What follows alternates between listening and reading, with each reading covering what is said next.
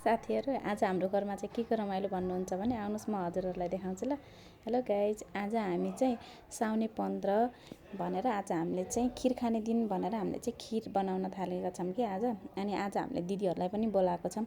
दिदीहरू यतै हुनुहुन्थ्यो, नजिकै बस्नुहुन्छ। अनि आज आउनु न त यतै खाना खाऊँ भनेर यतै बसेर रमाइलो गर्ने भनेर बोलायौँ दिदीहरूलाई। अनि हामी चाहिँ यता खाना बनाइसकेपछि अनि दिदीहरूलाई ल हजुर पस्किनु दिदी भनेर दिदीलाई चाहिँ पस्किन लगाएर हामी चाहिँ खाना बस्यौँ।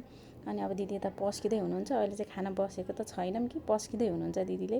त्यसपछि हामी चाहिँ अब खानालाई रेडी हुन्छौँ।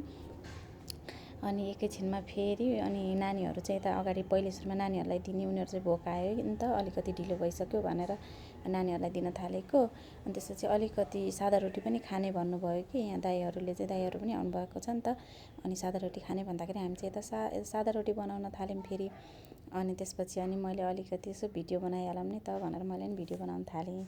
त्यसपछि हामी चाहिँ खान बस्यौँ। हजुरहरू पनि खिर आज साउने 15 भनेर हजुरहरूले पनि खिर खानुभयो होला। कति साथीहरू भन्नाले नपकाएर पकाउनु भएको पनि छैन होला, उहाँहरूलाई चाहिँ आउनुहोस् हाम्रोमा भन्न चाहन्छु मैले चाहिँ, है त गाइज।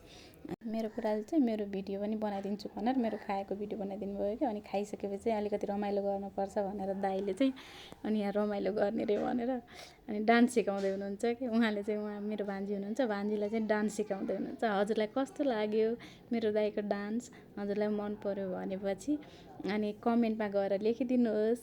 अनि त्यसपछि हजुरलाई पनि डान्स सिक्न मन छ भने मेरो दाइसँग सम्पर्क गर्नुहोस् ल। आजलाई यति नै, बाई बाई।